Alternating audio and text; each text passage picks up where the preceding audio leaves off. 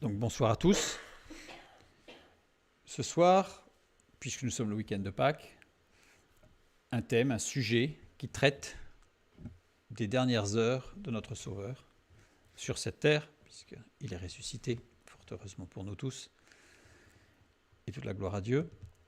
Et donc, le sujet pour ce soir, les vêtements de Jésus tirés au sort. On va voir que ça paraît lisse, ça paraît être... on le lit, on passe dessus en se disant oui quand même, ils ont fait fort, les Romains, ils sont pas gentils. Et on va voir que ça a une portée qui est très très importante. Je vous propose une lecture, un verset. Matthieu chapitre 27, verset 27. Les soldats du gouverneur conduisirent Jésus dans le prétoire et ils assemblèrent autour de lui toute la cohorte. Ils lui ôtèrent ses vêtements et le couvrirent d'un manteau écarlate. Ils tressèrent une couronne d'épines qu'ils posèrent sur sa tête et ils lui mirent un roseau dans la main droite. Puis, s'agenouillant devant lui, ils le raillaient en disant « Salut, roi des Juifs !» Et ils crachaient contre lui, prenaient le roseau et frappaient sur sa tête. Après s'être ainsi moqués de lui, ils lui ôtèrent le manteau, lui remirent ses vêtements et l'emmenèrent pour le crucifier. C'est un passage qui est curieux parce qu'on se dit à quoi ça sert. Une sorte de pièce de théâtre, macabre, pour faire souffrir, mais quel est l'intérêt ? Matthieu 27, 33 à 35. Arrivés au lieu nommé Golgotha, ce qui signifie lieu du crâne, ils lui donnèrent à boire du vin mêlé de fiel, mais quand il l'eut goûté, il ne voulut pas boire. Après l'avoir crucifié, ils se partagèrent ses vêtements en tirant au sort. Afin que s'accomplisse ce qui avait été annoncé par le prophète, ils se sont partagés mes vêtements et ils ont tiré au sort ma tunique. Là, on voit que le texte insiste quand même beaucoup sur les vêtements et sur le jeu de vêtements entre enlever, remis, enlever, partager la tunique. Donc on voit que c'est important, dans le texte de Matthieu en tout cas. Donc ça joue un rôle important, ça a été remarqué. Et puisque le Saint-Esprit l'a souligné, c'est que c'est remarquable. Au point que cela a été annoncé dans l'Ancien Testament quand même. On nous dit ce qui avait été annoncé par le prophète. Donc ça veut dire que c'est quelque chose qui est loin d'être anecdotique pour que ça ait été annoncé dans l'Ancien Testament par un prophète des siècles auparavant. Une sorte de point culminant, une sorte de point remarquable qui devait être souligné avant qu'il ne se produise. Donc c'est que c'est important. Verset 35. Après l'avoir crucifié, ils se partagèrent ses vêtements en tirant au sort, afin que s'accomplisse ce qui avait été annoncé par le prophète. Ils se sont partagés mes vêtements, ils ont tiré au sort ma tunique. C'est le texte de ce soir. La première chose qu'on voit, c'est que, afin que s'accomplisse ce qui avait été annoncé par le prophète, ils se sont partagés mes vêtements, ils ont tiré au sort ma tunique, en fait, n'existe pas dans les manuscrits anciens. Alors notre texte va se réduire comme une peau de chagrin, parce que là, on en enlève les trois quarts. Là. C'est curieux, n'est-ce pas ? Ça a été ajouté en 1881. Donc c'est récent. Hein ? C'est très récent. Texte, par contre, repris de l'évangile de Jean, parce que dans l'évangile de Jean, il y est ce texte, mais pas dans l'évangile de Matthieu. Il est dans Jean chapitre 19, verset 24. Et ils dirent entre eux, ne la déchirons pas, mais tirons au sort à qui elle sera. Cela arriva afin que s'accomplisse cette parole de l'Écriture. Ils se sont partagés mes vêtements, ils ont tiré au sort ma tunique. Voilà ce que firent les soldats. Là oui, c'est dans le texte de Jean, mais pas dans le texte de Matthieu. Et ça, c'est important que ce texte ne soit pas dans l'évangile de Matthieu, mais qu'il ne soit que dans l'évangile de Jean. Seul Jean relève ce détail, j'ai mis entre guillemets, puisque c'est loin d'être un détail, dans le récit, dans ce qui s'est produit à la mort de Jésus. Donc Matthieu a bien décrit le fait qu'il y avait un échange de vêtements avec les soldats, le roseau, l'épine, ça oui. Mais le fait que ça ait été tiré au sort, qu'il se soit partagé les vêtements et tiré au sort, ce n'est que dans l'évangile de Jean. Pas dans Matthieu, ni dans Marc, ni dans Luc. Pourquoi? Pourquoi que Jean? Le 4e évangile est différent des 3 premiers. L'évangile de Jean est vraiment différent des autres. Il est à part. Il est formé de 232 sections, parties différentes. 106 sections sont propres à Jean, c'est-à-dire qu'il a quasiment la moitié qui ne sont pas dans les autres évangiles. Donc Jean est à part. Il insiste, Jean, sur le ministère du Christ en Judée. Alors que les autres ne mentionnent qu'un voyage à Jérusalem, Jean en signale 5. Donc on voit bien qu'il y a une différence. Les autres évangiles ne voient Jésus, enfin, ne font le récit du voyage de Jésus à Jérusalem qu'une seule fois. Alors que Jean voit 5 voyages. Il ne rapporte que 7 miracles, Jean. Il n'est pas à profusion des miracles. Il n'y en a que 7. Dont 5 ne sont rapportés que par lui. Donc on voit bien qu'il est spécifique, Jean, l'évangile de Jean. Le disciple aussi était spécifique, mais l'évangile est spécifique. Le seul à utiliser le terme de logos.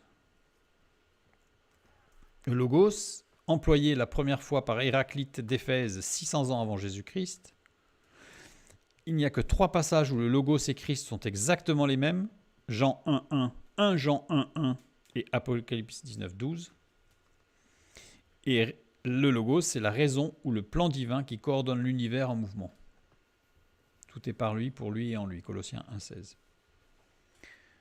Il est le seul à parler du logos, de cette puissance de vie et d'animation. Jean, en réalité, s'adresse à des disciples de Christ qui connaissent la parole de Dieu et en particulier qui connaissent bien l'Ancien Testament. Alors que les autres évangiles, Luc en particulier, qui va s'adresser à Théophile, Théophile étant un souverain sacrificateur, donc qui connaît aussi, mais qui est d'origine grecque, bref, donc on voit que les orientations ne sont pas les mêmes. Jean, lui, de toute évidence, dans tout le texte, on voit qu'il s'adresse à des disciples de Christ qui connaissent bien la parole de Dieu et en particulier, évidemment, l'Ancien Testament, puisqu'à l'époque, le Nouveau Testament n'a pas été encore édifié, n'a pas été encore construit. Donc, ils connaissent bien le Tanar, c'est-à-dire l'Ancien Testament. Et ça va être important pour comprendre pourquoi lui souligne le fait que les vêtements ont été tirés au sort.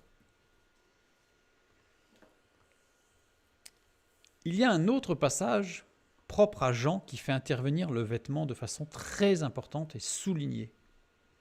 Je crois que si le texte avait pu surligner, ça aurait été surligné en jaune fluo. Vous savez, c'est quelque chose qui doit ressortir du texte.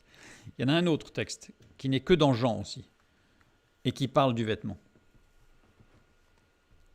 Jean 13, 3 à 5 et le verset 12, pour pas que la lecture soit trop longue, j'ai coupé en 2. Jésus, qui savait que le Père avait remis toutes choses entre ses mains, qu'il était venu de Dieu et qu'il s'en allait à Dieu, se leva de table, ôta ses vêtements, prit un linge dont il se ceignit, ensuite il versa de l'eau dans un bassin, et il se mit à laver les pieds des disciples et à les essuyer avec le linge dont ils étaient saints. Après qu'il leur eut lavé les pieds, donc le verset 12, et qu'il eut pris ses vêtements, il se remit à table et leur dit « Comprenez-vous ce que je vous ai fait ?» Donc on voit que là, il se passe quelque chose de très important. Et le texte insiste bien sur le fait qu'il a ôté ses vêtements, qu'il a pris un linge, et ensuite il a repris ses vêtements. Alors surtout que ce passage de Jean 13 s'inscrit entre Jean 11 et Jean 17, et Jean 11 à Jean 17, c'est un passage c'est toute une somme de textes qui sont très particuliers puisqu'ils reprennent exactement tout le processus dans le Lévitique de la mise en place d'un nouveau sacrificateur, d'un souverain sacrificateur. C'est-à-dire qu'en fait, il accomplit, entre le chapitre 11 et le chapitre 17, il accomplit en réalité tout ce qui est écrit dans le Lévitique pour l'établissement du souverain sacrificateur. Donc là, il est dans une démarche d'accomplissement d'une prophétie qui date du Lévitique, où il devient le souverain sacrificateur par excellence, selon l'ordre de Melchizedek. Donc là, on est en plein milieu, avec cette particularité du vêtement qui est souligné. Surtout que quand on regarde les termes, et Jésus se leva de table, ôta ses vêtements. Le verbe ôter ici, c'est titémi. Titémi qui veut dire former un projet, donner, mettre en place.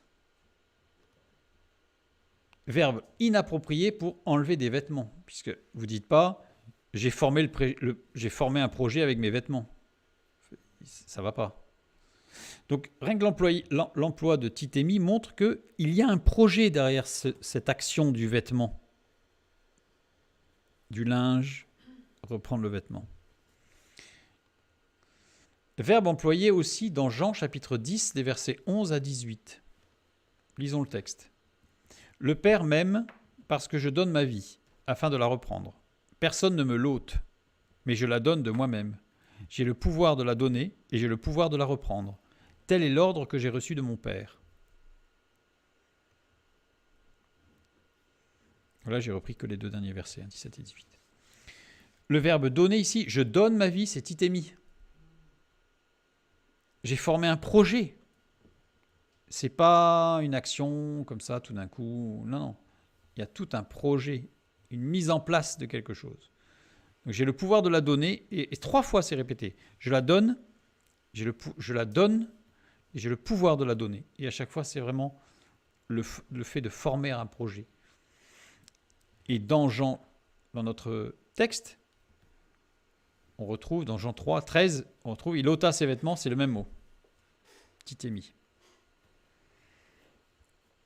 Jésus déclare qu'il va déposer ou mettre de côté sa vie en tant que bon berger. Donc en fait, il y a tout un projet qui se fasse là. Derrière ce vêtement posé, dans Jean 13, c'est comme s'il répétait, cette fois-ci par un acte, ce qui va se passer. Ensuite, la fin de notre passage, dans le chapitre 13, au verset 12, quand il prit ses vêtements, c'est lambano paline.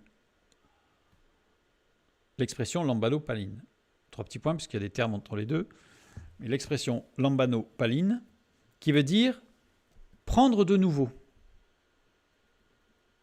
Ça paraît logique, on va me dire, parce qu'il prend de nouveau ses vêtements. Ça paraissait logique. Mais ce qui est intéressant, c'est qu'on a exactement la même structure dans Jean chapitre 10, quand il parle de reprendre sa vie. De ressusciter. Donc on voit bien que Jean 13 ici, c'est une sorte d'acte qui met en évidence une parole qui a été donnée avant, dans Jean 10, pour dire je donne ma vie et je la reprends. Et entre les deux, il se passe quelque chose. Il se passe la purification, le lavement des péchés. L'œuvre, le projet qui a été formé, c'est la purification. Et donc, ici, dans Jean 13, au travers de cet événement qui peut paraître une fois de plus très lisse quand on le lit, un acte presque anodin, en fait, il y a un geste extrêmement profond d'une action de Christ. Jésus parle du fait qu'il va reprendre sa vie. Et on voit que c'est un passage qui est propre à Jean encore, qui n'est que dans Jean, le lavement des pieds. Je suis toujours sur le lavement des pieds. Maintenant, les vêtements, on va voir de quels vêtements on parle. On parle donc de ce qu'on appelle l'imation. Un imation. Le vêtement du dessus, le manteau. Ça se traduit parfois par le manteau. C'est un vêtement de dessus. Ce n'est pas un sous-vêtement. Ce n'est pas un vêtement de dessous, c'est un vêtement de dessus. Désignait spécifiquement la toge que portaient les citoyens romains. Le vêtement de dessus. Alors les vêtements ne sont pas les marqueurs du rang social, mais des indicateurs de richesse. On va voir quelques vêtements, parce qu'il y en a plusieurs. Il existe 7 signifiants de vêtements différents. L'estès, le manteau luxueux. Le kitoniskos, le vêtement de dessous, court et sans manches. À la limite un sous-vêtement, pour appeler, assez large. L'imation, vêtement ample et enveloppant comme une sorte de châle qui se porte par-dessus un chitone. Voilà, je fais une représentation de limation. Clamus, sorte de casaque militaire sans manches. Le chitone, justement, le vêtement de dessous, sans manches, qui n'est pas forcément un sous-vêtement, mais qui est un vêtement de dessous. Alors pour information, quand il est dit que Jésus revêtit un linge, souvent on le représente torse nu avec juste une serviette autour des reins. Le texte dit qu'il se revêtit d'un chitone. Ça veut dire qu'il était totalement pudique et que c'était un vêtement total sur la totalité du corps, c'est juste qu'il n'avait pas de manches. Un chitone. Le linos, le sous-vêtement justement, et Jésus, lorsqu'il a lavé les pieds de ses disciples, n'était pas en linos, il était en chitone. Une petite image d'Épinal qu'on efface. Et ensuite, l'upodéma, qui est la chaussure, qui est considérée comme faisant partie du vêtement. Donc là, on est sur l'imation. Jean 19, 23, nous lisons. Les soldats, après avoir crucifié Jésus, prirent ses vêtements et ils en firent 4 parts. Une part pour chaque soldat. Ils prirent aussi sa tunique, qui était sans couture, d'un seul tissu depuis le haut jusqu'en bas. Le mot vêtement ici, c'est animation. Ils prirent ses vêtements, imation. Prirent lambano. Souvenez-vous, tout à l'heure, dans Jean 13, il prit ses vêtements, c'était lambano, paline. Prendre de nouveau. Paline, de nouveau. Là, on n'a que lambano. Mais c'est les Romains qui prennent. Ce n'est pas Jésus qui donne. C'est-à-dire que le texte ici souligne par Jean, Jésus annonçait qu'il allait reprendre sa vie dans Jean 13. Et lambano, paline, limation. Animation, lambano, paline. Dans Jean 19, c'est que lambano avec limation. Ça veut dire que le texte est en train de dire que les Romains, la parole de Dieu nous annonce que les Romains vont prendre la vie de Jésus. Vous allez dire, oui, on le savait. Oui. Alors d'abord, ça souligne la structure parfaite du texte biblique, bien sûr. Et ça souligne quand même un détail important. Un petit détail qui, au niveau de l'histoire, a fait beaucoup de morts. Les Juifs ont livré Jésus aux Romains. On lit dans Marc chapitre 15, le verset 1. « Dès le matin, les principaux sacrificateurs tinrent conseil avec les anciens et les scribes et tout le Sanhédrin. Après avoir lié Jésus, ils l'emmenèrent et le livrèrent à Pilate. » C'est eux qui ont livré Jésus. Mais ce sont les Romains qui ont tué Jésus. Ce ne sont pas les Juifs. Luc 23, 32 et 33 nous le soulignent. On conduisait en même temps 2 malfaiteurs qui devaient être mis à mort avec Jésus. Lorsqu'ils furent arrivés au lieu appelé Crâne, ils le crucifièrent là, ainsi que les 2 malfaiteurs, l'un à droite et l'autre à gauche. Seuls les Romains pouvaient condamner à mort des malfaiteurs, pas des Juifs. Jésus a été condamné à mort avec et parmi des malfaiteurs, ce qui souligne bien que ce sont des Romains qui ont tué Jésus.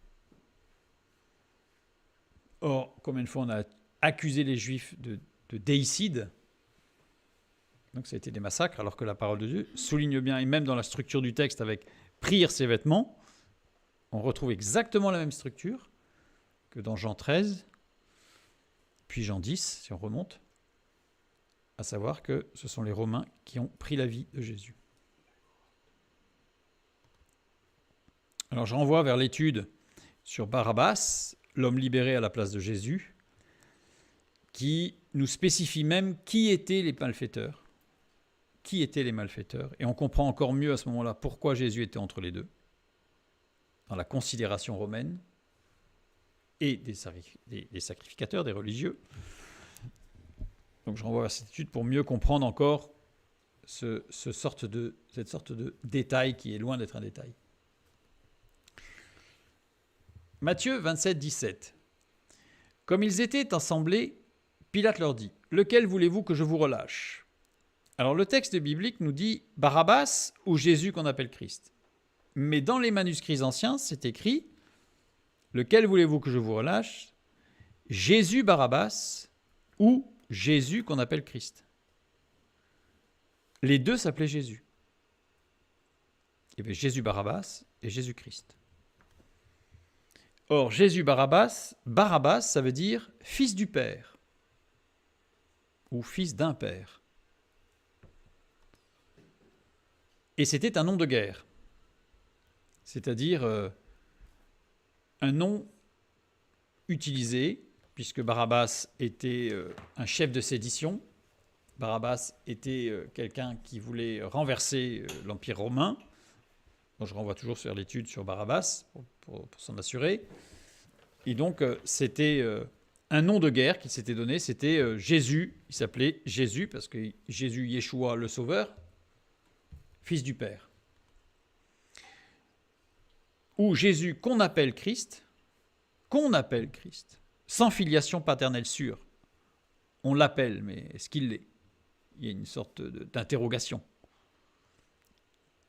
Oint par qui, quand, où on l'appelle Christ, mais on ne sait pas. Christ, loin de Dieu, celui qui est oint par Dieu. Donc Barabbas, Jésus Barabbas, nom a priori faisant écho à celui de Jésus, fils de Dieu, mais avec une sorte d'ironie signifiant que lui, on sait d'où il est, lui au moins.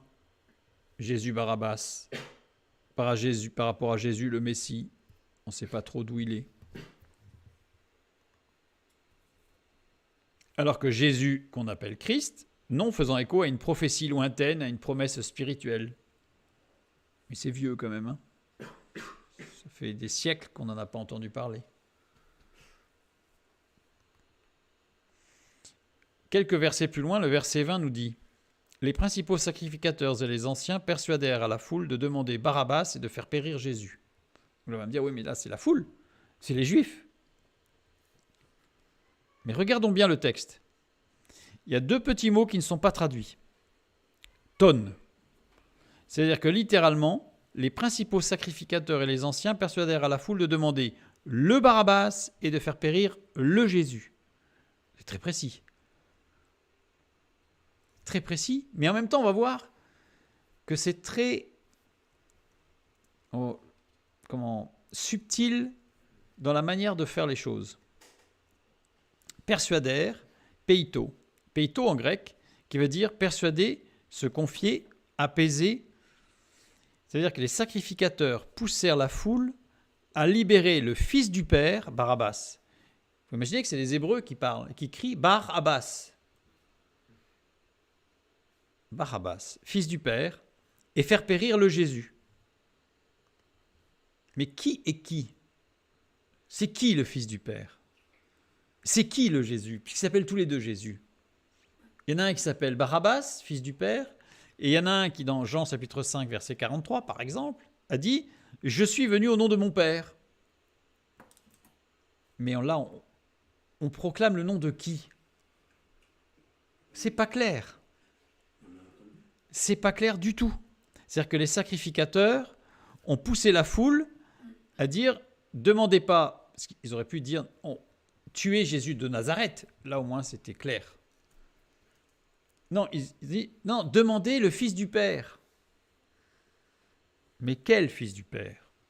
C'est-à-dire que ceux qui étaient pour Barabbas criaient Barabbas en tant que nom, et ceux qui voulaient libérer Jésus, puisque les sacrificateurs qui étaient des religieux leur ont dit « Demandez la libération du fils du Père », qui ont demandé le fils du Père, c'est-à-dire Barabbas. Le texte montre qu'il y a une subtilité, pour ne pas dire de la manipulation. Matthieu 27, 17, nous lisons « Comme ils étaient assemblés, Pilate leur dit « Lequel voulez-vous que je vous le relâche? Jésus Barabbas, le fils du Père, ou Jésus qu'on appelle Christ ?» Le Jésus, lequel Jésus? Ils s'appellent tous les deux Jésus. Le verset 21, un petit peu plus loin encore. Le gouverneur, prenant la parole, leur dit « Lequel des deux voulez-vous que je vous relâche ?» Ils répondirent « Barabbas ». Littéralement, ils répondirent non, ils n'ont pas répondu Barabbas. Ils ont répondu « Ton Barabbas », c'est-à-dire le fils du Père. S'ils avaient vraiment demandé Barabbas, ils n'auraient pas dit « Ton Barabbas ». Ils n'auraient pas dit « le fils du Père », ils auraient dit « Barabbas ». Imaginez que quelqu'un s'appelle Boulanger et qu'à côté de lui, il y ait un boulanger. Lequel voulez-vous que je vous libère? Boulanger ou le boulanger? Et les gens criaient le boulanger. Vous voyez la manipulation des sacrificateurs? Mais ça veut dire qu'en réalité, le peuple s'est fait avoir. Et on le voit bien au verset 24. C'est souligné au verset 24. Puisqu'il est dit, Pilate, voyant qu'il ne gagnait rien, mais que le tumulte augmentait, prit de l'eau, se lava les mains et, en présence de la foule et dit, je suis innocent du sang de ce juste. Cela vous regarde. Parce que Pilate, regardez, le mot tumulte ici, c'est torubos. Torubos qui veut dire confusion. Littéralement, Pilate, voyant qu'il ne gagnait rien, mais que la confusion augmentait. Il y a des gens qui demandaient Barabbas, il y a des gens qui demandaient le Barabbas. C'était indémêlable dans la foule, sans compter l'hystérie qui augmentait. Donc la confusion augmentait. Pilate, il ne parlait pas hébreu. Il devait parler araméen. Je renvoie vers Barabbas, l'homme libéré à la place de Jésus, une fois de plus, pour voir vraiment toute cette manigance, cette manipulation, ce jeu malsain des sacrificateurs qui ont trompé la foule en leur faisant appeler quelque chose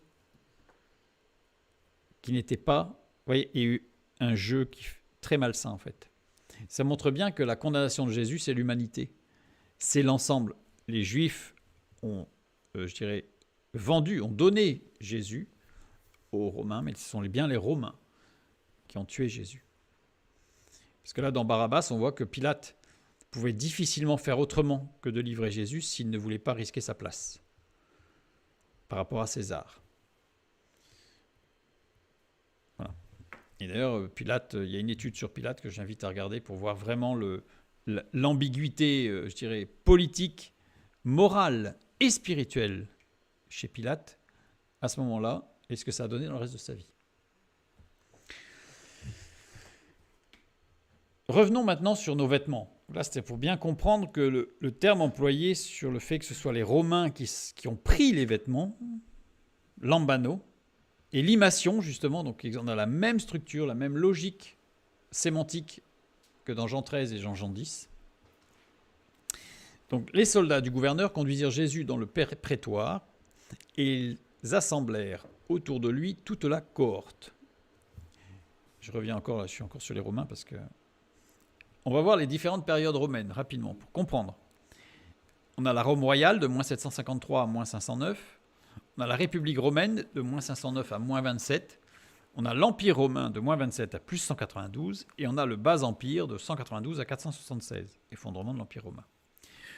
À l'époque de Jésus, ce qui nous intéresse, c'est l'Empire romain, entre moins 27 et plus 192. L'armée impériale est organisée et structurée comme ceci, à cette époque. On a la Légion impériale, chacune porte un numéro ou un nom, c'est pour ça qu'on connaît la Gallica, on en a peut-être entendu parler, ou un surnom comme Plia ou Félix, Légion. Les infanteries auxiliaires, composées d'indigènes, elles sont organisées en cohortes divisées en centuries. La cavalerie, composée de 4 cohortes mixtes, constituées de citoyens romains de tout l'Empire. La cavalerie légionnaire, constituée de citoyens romains. Cavalerie des ailes, constituée d'engagés volontaires citoyens et provinciaux, et le corps d'indigènes, complétant si besoin les corps précédents. Indigènes, c'est-à-dire de la région où ils sont. La légion impériale était commandée par un tribun ou un légat. Les infanteries auxiliaires étaient commandées par un préfet. La cavalerie était commandée par un centurion.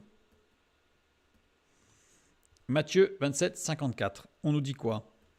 Le centenier et ceux qui étaient avec lui pour garder Jésus, ayant vu le tremblement de terre et ceux qui venaient d'arriver, furent saisis d'une grande frayeur et dirent « Assurément, cet homme était fils de Dieu. » Centenier, hékatontarkès, qui veut dire centurion.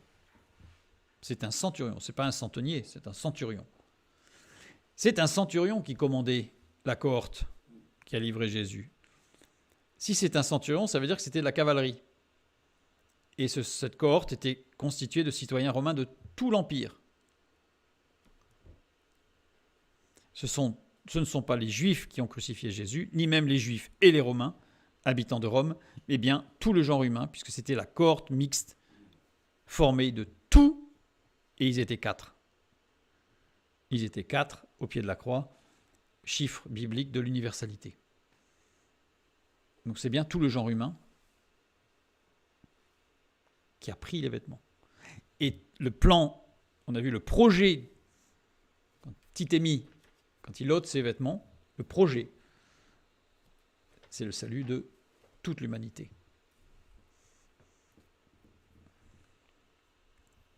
Je renvoie vers l'étude sur la vache rousse, nombre 11, où tout ça s'est détaillé, puisque c'est une prophétie, la vache rousse, en fait, est une prophétie extraordinaire de ce qui s'est passé pour Jésus. Point par point. Dans nombre 11. Maintenant, revenons aux heures qui ont précédé la mort de Jésus. Matthieu 27, 27 à 29. Les soldats du gouverneur conduisirent Jésus dans le prétoire et ils assemblèrent autour de lui toute la cohorte. On a compris ce que c'était la cohorte. Ils lui ôtèrent ses vêtements et le couvrirent d'un manteau écarlate. Ils tressèrent une couronne d'épines qu'ils posèrent sur sa tête et lui mirent un roseau dans la main droite. Puis, s'agenouillant devant lui, ils le raillaient en disant « Salut, roi des Juifs !» Lisons maintenant dans Marc. Marc chapitre 15, les versets 16 à 18, puis le verset 20. Les soldats conduisirent Jésus dans l'intérieur de la cour, c'est-à-dire dans le prétoire, et ils assemblèrent toute la cohorte. Ils le revêtirent de pourpre et posèrent sur sa tête une couronne d'épines qu'ils avaient tressée. Puis ils se mirent à le saluer « Salut, roi des Juifs !» Après s'être ainsi moqués de lui, ils lui ôtèrent la pourpre, lui remirent ses vêtements et l'emmenèrent pour le crucifier. Déjà là, vous constatez qu'il y a des petits écarts. Hein. Luc 23, 11. Lui, c'est très court. Hérode, avec ses gardes, le traita avec mépris, et après s'être moqué de lui et l'avoir revêtu d'un habit éclatant, il le renvoya à Pilate. Luc, il ne se mouille pas. Il ne dit pas écarlate, il ne dit pas pourpre, il dit éclatant. On ne va pas trop prendre de risques. Jean chapitre 19, les versets 2 et 3, puis le verset 5. Les soldats tressèrent une couronne d'épines qu'ils posèrent sur sa tête et ils le revêtirent d'un manteau de pourpre. Puis s'approchant de lui, ils disaient « Salut, roi des Juifs !» et ils lui donnaient des soufflets. Jésus sortit donc, portant la couronne d'épines et le manteau de pourpre, et Pilate leur dit « Voici l'homme ». On voit qu'il y a des petits décalages, des petites. Alors, quand on les lit, ça passe. Bon, d'abord, en règle générale, on lit pas les 4 parties en même temps. Mais si on le faisait, ça passerait presque lisse encore en disant écarlate, pourpre, c'est à peu près pareil. Écarlate, coquinos. Coquinos, couleur rouge vif qui provient de grappes d'œufs de la femelle d'un insecte hémiptère du groupe des cochenilles. Voilà la couleur rouge écarlate, approximativement. C'est un rouge vif. Pourpre, porphorus, couleur rouge violacée, profonde, tirée du broyage d'un coquillage des côtes de l'Europe occidentale, le murex. Voilà ce que ça donne comme couleur. Ce qui n'est pas tout à fait pareil. Alors, on peut considérer que Matthieu, Marc, Luc, Jean ont des problèmes de vision sur les couleurs, mais quand même, c'est quand même franchement différent. Et après, on voit que Jean, lui, parle de pourpre. Donc on a 2 évangiles qui nous parlent de pourpre, un évangile qui nous parle d'écarlate, et un autre évangile qui s'avance pas trop. Éclatant ici, lampros. Lampros, magnifique, splendide. Luc était le seul à ne pas être un témoin oculaire des événements. C'est-à-dire que Luc, il a dit, je me suis bien renseigné, dans Luc chapitre 1, je me suis bien renseigné pour te faire un rapport au excellent Théophile. Voilà, il a fait une étude, il a fait une enquête, c'est un enquêteur, Luc. Mais il n'était pas témoin. Donc peut-être que c'est pour ça qu'on va voir que non, c'est pas pour ça. Donc maintenant, on va regarder de quoi on parle. Dans Matthieu, on nous parle d'un manteau écarlate. Le mot manteau ici, c'est clamous. Clamous, on en a parlé tout à l'heure. C'est-à-dire une chlamyde écarlate, rouge vive. Un manteau du soldat romain, appelé le sagoun. Alors que dans Jean, parce que dans Marc, il ne nous parle pas du vêtement, il nous parle juste que de la couleur. Luc, non plus. Il parle d'un habit, on va voir ce que c'est cet habit. Et là, Jean nous parle d'un manteau de couleur pourpre. Un manteau de pourpre. Manteau, ici, c'est imation. C'est pas le même mot. Un vêtement de dessus qui se met par-dessus les vêtements de dessous. On l'a vu tout à l'heure, l'imation. L'imation ornée de bandes pourpres était portée par deux types de personnes.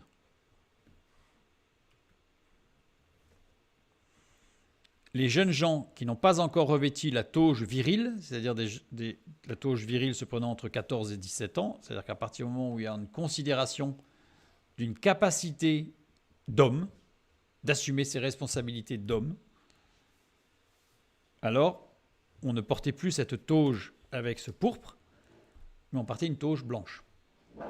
Là, ce qu'on appelle la tauge virile, qui était blanche. Et l'autre, les partisans de la culture grecque, les philosophes, les pédagogues et les amateurs d'art, qui avaient cette tauge avec des bandes pourpres. On va regarder maintenant chacun des textes plus précisément encore. On va zoomer un petit peu. Matthieu 27, 27 à 29. Les soldats du gouverneur donc conduisirent Jésus dans le prétoire et ils assemblèrent autour de lui toute la cohorte. Ils lui ôtèrent ses vêtements et le couvrirent d'un manteau. Donc on a vu que le manteau dont il est parlé ici, la chlamyde, c'est un manteau de soldat romain écarlate. Donc je l'ai rajouté pour qu'on garde ça à l'esprit.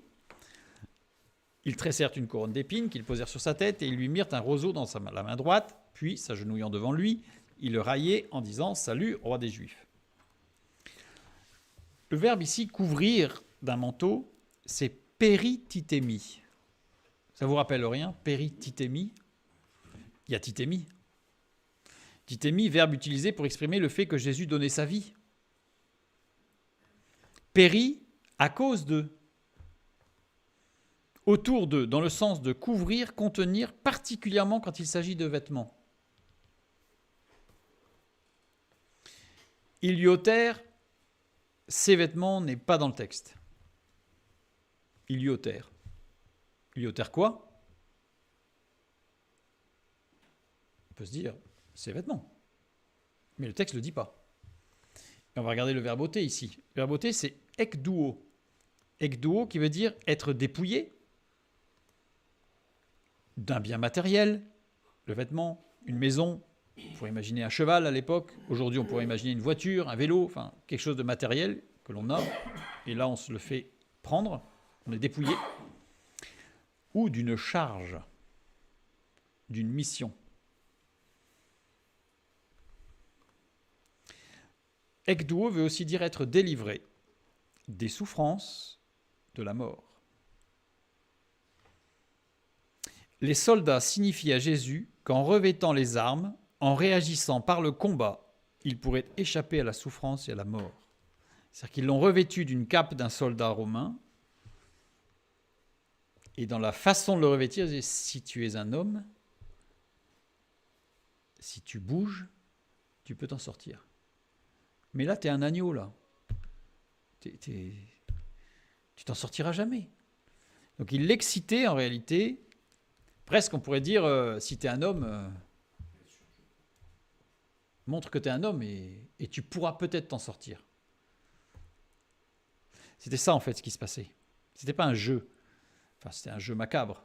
Mais derrière, il y avait véritablement une intention d'amener Jésus à la révolte, d'amener Jésus à réagir dans son état d'homme, masculin, humilié. Si tu bouges, tu peux t'en sortir. Les Romains l'humiliaient et le traitaient de misérable, lamentable, même pas capable de réagir en homme fort et viril, et lui suggéraient de réagir par la force pour se délivrer de la souffrance et de la mort.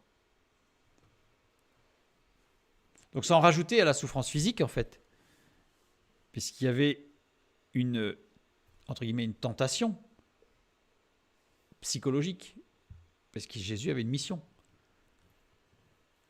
à accomplir. Et justement, Qui avait réagi par la force? Barabbas, qui était un chef de sédition, qui lui est vivant, qui lui a été libéré. Vous voyez la torture psychologique là? Marc 15, 7. Il y avait en prison un nommé Barabbas avec ses complices pour un meurtre qu'ils avaient commis dans une sédition. Ce n'était pas un meurtrier gratuit, c'était dans une sédition, c'est-à-dire en réagissant par la violence à l'état la présence des Romains. Et donc là, les Romains lui disent, t'as vu, si tu faisais pareil, tu t'en sortirais peut-être, comme sous-entendu, comme l'autre. Le fils du père, celui dont on sait d'où il vient, lui. Enfin, vous voyez, tout ce qui tourne là. C'est machiavélique. On reprend le texte, donc, et on rajoute. Les soldats du gouverneur conduisirent Jésus dans le prétoire et ils s'assemblèrent autour de lui toute la cohorte. Ça veut dire que si je traduis littéralement, ils le déchargèrent, sous-entendu de sa mission, ils lui suggérèrent de se livrer par la force en le couvrant d'un manteau de soldat romain écarlate. Voilà. L'objectif, c'est toute la mécanique, elle était là. Ils tressèrent une couronne d'épines qu'ils posèrent sur sa tête. Ils lui mirent un roseau dans la main droite, puis, s'agenouillant devant lui, ils le raillaient en disant « Salut, roi des Juifs !» On peut se dire quel est l'intérêt que le texte biblique nous donne ce détail du roseau. Kalamos. Kalamos qui veut bien dire roseau. Eh bien, c'est parce que Caton, dans son De Re Rustica, donc un document, nous rapporte un usage des paysans romains. Ceux-ci, lorsqu'ils avaient une jambe ou un bras cassé, fendaient un roseau et l'appliquaient avec certaines précautions sur la partie blessée. L'opération était accompagnée d'anciennes formules incantatoires pour attirer la guérison. La formule incantatoire ici qui était utilisée avec le roseau, c'était « Salut, roi des Juifs ».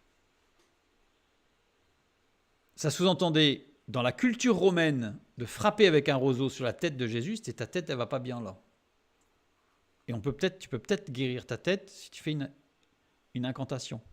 L'objectif ici étant de se moquer de Jésus en lui suggérant qu'une parole magique de sa part et il retrouverait sa royauté perdue. Ça revient à ce qu'a dit, il a sauvé les autres, il n'est pas capable de se sauver lui-même. Si tu es le Fils de Dieu, descends de la croix. C'est parce que tu as fait des miracles. Tu as fait des miracles, Jésus. Allez, une parole et c'est bon. Une parole incantatoire et t'es guéri. C'était ça le but du roseau. C'est de se moquer de Jésus, en disant, tu as sauvé les autres, tu ne peux même pas te sauver toi-même. Tu as fait des prières magiques là, tu as guéri des lépreux là, mais toi, t'en es où toi? Oui, encore. Bien sûr, il y avait la douleur physique. La douleur physique, puisque la description en plus, là je ne l'ai pas noté ce soir, mais la description des épines est très particulière, puisque le mot employé désigne un chardon qui ne pousse que là-bas, avec des épines extrêmement fines qui, une fois plantées, ne peuvent plus être enlevées, avec un poison. Donc c'est très très douloureux. Ce n'est pas les grosses épines, comme on imagine l'image d'épinal de rosier qu'on a tressé. C'est au contraire quelque chose de très très fin, qui comme les chardons. Je ne sais pas si vous êtes déjà fait piquer par un chardon, mais c'est très très fin et ça fait mal. Et c'est presque invisible. Ben, c'était ça. C'était une couronne de chardon. Et il l'enfonçait. Voilà. Mais avec un roseau. Sous-entendu, voilà. Dans la tradition, dans la culture romaine. Matthieu 26, 51-53, nous lisons « Jésus leur dit, mon ami, ce que tu es venu faire, fais-le. » Alors ces gens s'avancèrent, mirent la main sur Jésus et le saisirent, et voici, un de ceux qui étaient avec Jésus étendit la main et tira son épée. Il frappa le serviteur du souverain sacrificateur et lui emporta l'oreille. Alors Jésus lui dit, remets ton épée à sa place, car tous ceux qui prendront l'épée périront par l'épée. Penses-tu que je ne puisse pas invoquer mon Père qui me donnerait à l'instant plus de 12 légions d'anges? Là, il y avait des Romains là qui étaient là. Jésus t'a dit que si tu demandais à ton Père, tu vois, le Fils du Père encore, tu demandes à ton Père, il t'envoie 12 légions d'anges. Mais vas-y Jésus, allez, demande ta légion d'anges qu'on la voit arriver. Voilà, c'était l'ironie, c'était la moquerie des Romains au travers de ce roseau, vous voyez. Et en plus, sous-entendant, c'est ta tête qui va pas. Tu perds la tête, mon ami. Matthieu 27, 11. Donc ça, c'est juste avant ce qui s'est passé. Hein.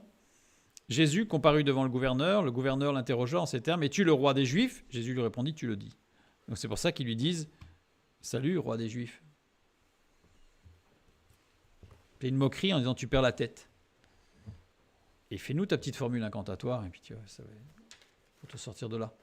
Oui, c'est tout un... C'est machiavélique. C'est de la torture psychologique. Pour l'amener à se décharger de sa mission. Sous-entendu, décharge-toi de ta mission et ça ira. Jésus était venu accomplir la volonté du Père. La volonté du Père. C'est tout l'ambiguïté. Hein. Luc 23, 11. Hérode, avec ses gardes, donc là on est dans Luc maintenant, on passe à l'évangile de Luc.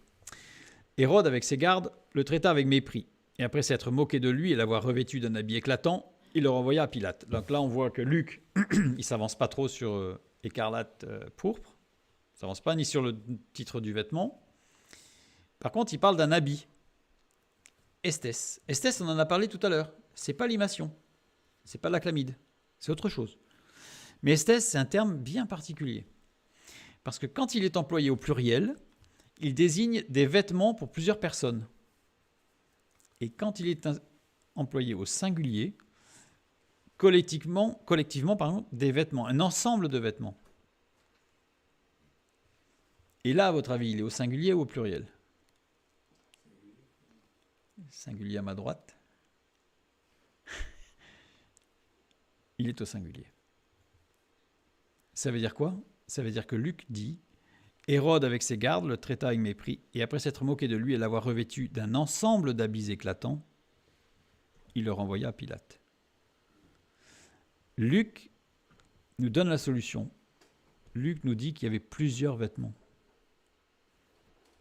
C'est pas qu'il y avait un vêtement qui certains ont vu écarlate et que d'autres ont vu pourpre. C'est qu'il y avait un vêtement écarlate et il y avait un vêtement pourpre. Jésus a été revêtu d'une chlamyde militaire écarlate, puis d'un imation pourpre.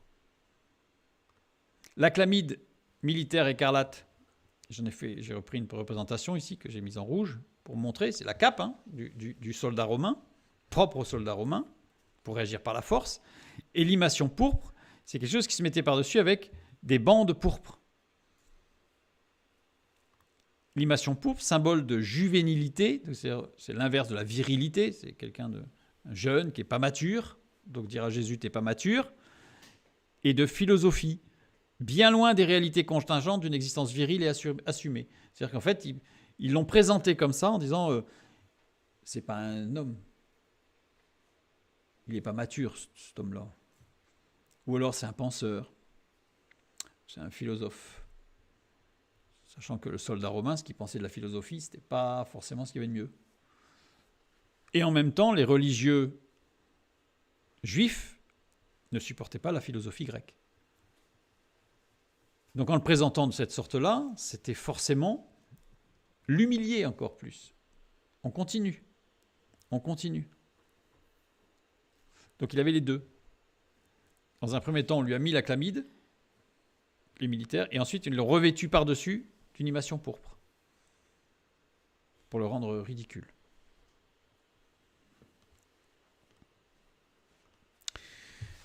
Maintenant, Jean, avec les soldats qui se partagent les vêtements de Jésus. Alors, qu'est-ce qu'ils se sont partagés ? Les soldats, après avoir crucifié Jésus, prirent ses vêtements, et ils en firent 4 parts, une part pour chaque soldat.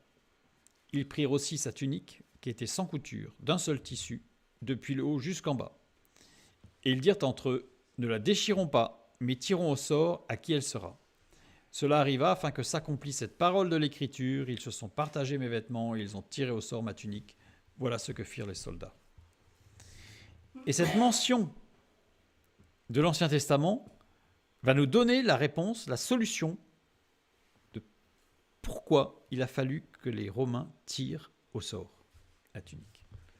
On va les lire, évidemment.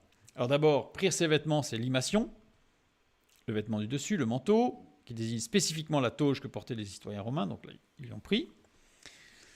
Il ne s'agissait pas de l'imation pourpre.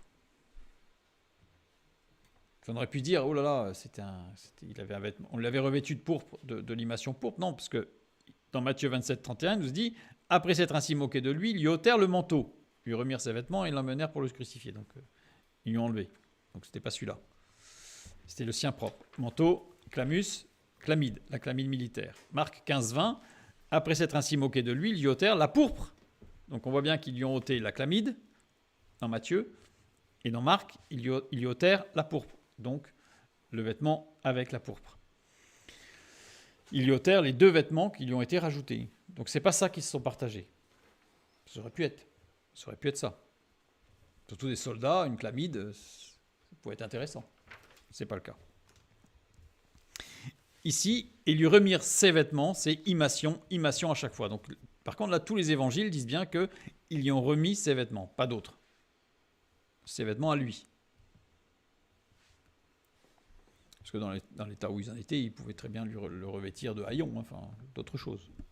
Il lui a remis ses vêtements, son imation. Imation, il existait 2 types d'imation. Une pièce réalisée à partir de tissus usagés, qu'on appelait le tribone. Une pièce sans couture et en une pièce neuve, qu'on appelait le pallium. Ils aimaient bien les noms, les Romains. Animation en fonction de comment il était. Enfin, bon, c'est un peu pareil encore dans la couture. Hein. Aujourd'hui, il y a des noms pour tout. Le tribone, utilisé par les philosophes grecs, conservé dans la tradition du kessa bouddhique. C'est intéressant. Parce que Jésus, le texte nous dit, et c'est un détail qui a son importance, c'est que Jésus n'était pas un philosophe. Parce qu'il était en une seule couture. C'est-à-dire que c'était un pallium, utilisé par les enseignants et les pédagogues. Jésus était un docteur. Il enseignait. C'était un pédagogue, pas un philosophe. Et je trouvais intéressant le fait que la philosophie bouddhique soit restée sur le tribone. Cette pièce usagée, propre aux philosophes, aux penseurs. Jésus n'était pas un penseur. Jésus était dans l'action d'une mission divine. Un pédagogue, celui qui amène à la maturité, à la stature d'homme fait, de femme faite. Jean 19, 24. Donc là, on nous dit que cette parole de l'Écriture s'est accomplie, donc ça veut dire que c'est une citation de l'Ancien Testament, donc on va le retrouver dans le psaume 22 au verset 18. Il se partage mes vêtements, il tire au sort ma tunique. Il tire au sort, Naphal. Naphal, jeter à terre. Au sort, Govral. Govral, le sort. Quand le sort désignait quelqu'un, il recevait un petit caillou avec son nom dessus. Lot par portion, Govral. Lors d'héritage, on remettait un caillou avec le lot donné. Ils ont tiré au sort ma tunique. En grec, balo.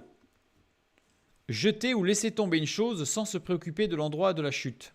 Ce qui correspond bien, jeter à terre. Donc c'est-à-dire qu'avec une sorte de dé peut-être. Donner sans être certain du résultat. En fait, l'Ancien Testament nous montre que ce n'était pas ça. C'est qu'ils avaient une sorte de petite boîte dans laquelle ils avaient mis des cailloux avec leur nom. Ils secouaient et ils laissaient tomber. Et le caillou qui tombait avec le nom, c'était lui qui était tiré au sort, celui qui gagnait. Donc il le jetait à terre et celui qui était à terre, le seul qui tombait, c'était le sien. Se lancer vers un but sans assurance ou sans conviction.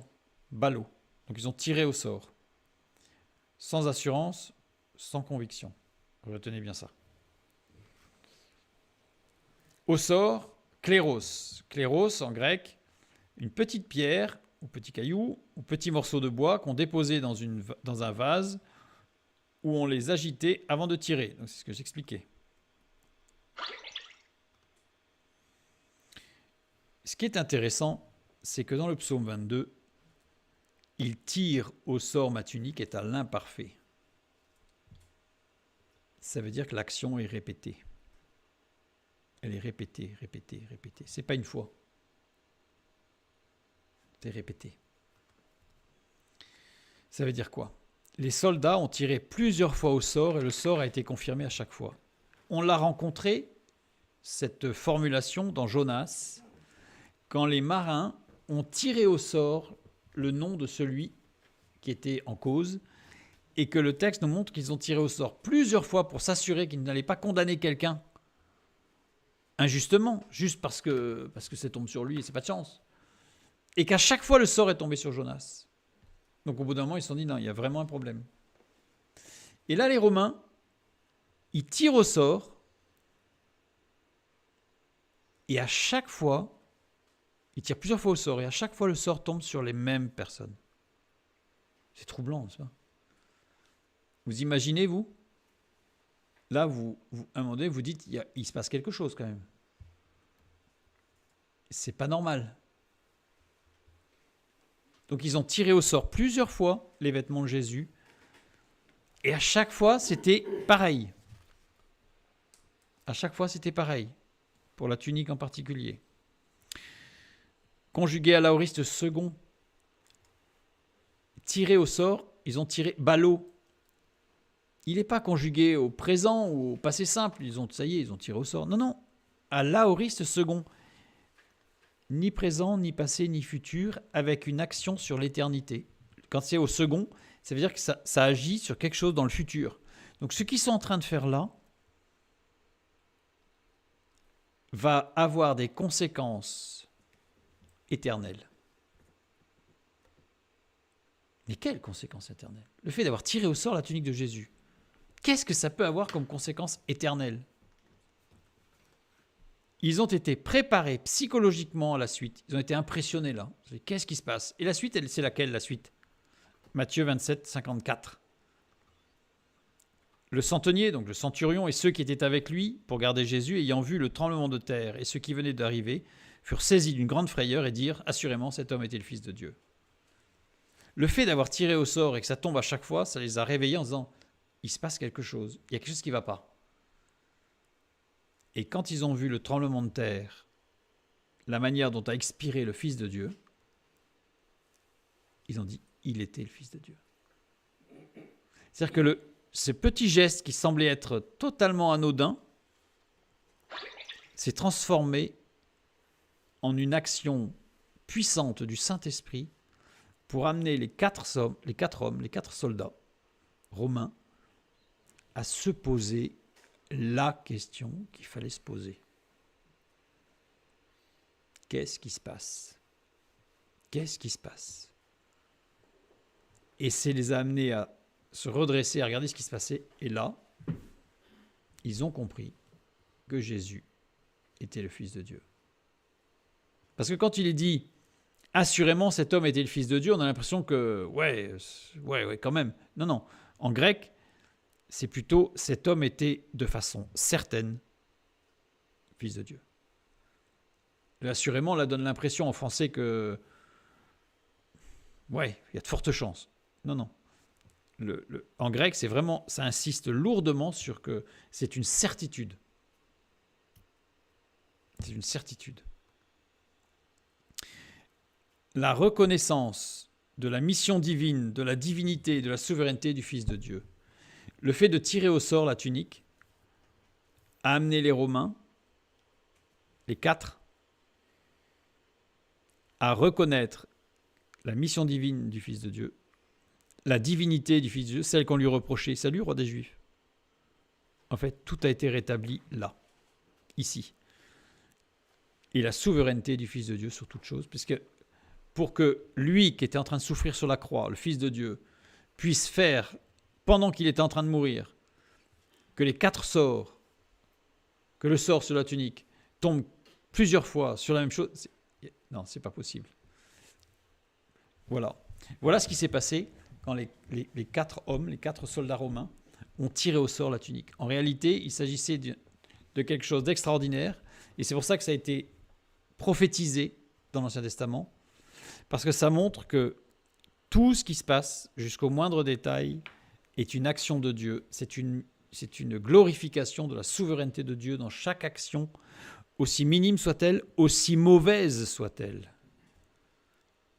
C'est Dieu qui est là pour gérer toute chose, afin que toute chose amène à la vérité et à la gloire de Dieu. Quand on le lit, c'est lisse. Ça transparaît à peine en français. Quand on le lit en grec, déjà, ça apparaît plus. Et quand on commence à s'arrêter et à regarder, on se rend compte que le texte biblique est d'une précision, tout à la gloire de Dieu, et qu'il définit exactement comment Dieu agit par le Saint-Esprit dans chacune des choses, dans chaque action, dans chaque événement, aussi hasardeux puisse-t-il paraître. Dieu est derrière. Dieu est derrière, et rien n'est le fruit du hasard. Rien n'est conduit par des hommes qui pensent gérer la vie, leur vie et la vie des autres. Tout est conduit par Dieu, qui gère tout pour sa gloire et pour la lumière, pour conduire tous ceux qui aiment, qui le cherchent à la vérité. Petite bibliographie. Que Dieu vous bénisse. Bonne soirée et à bientôt.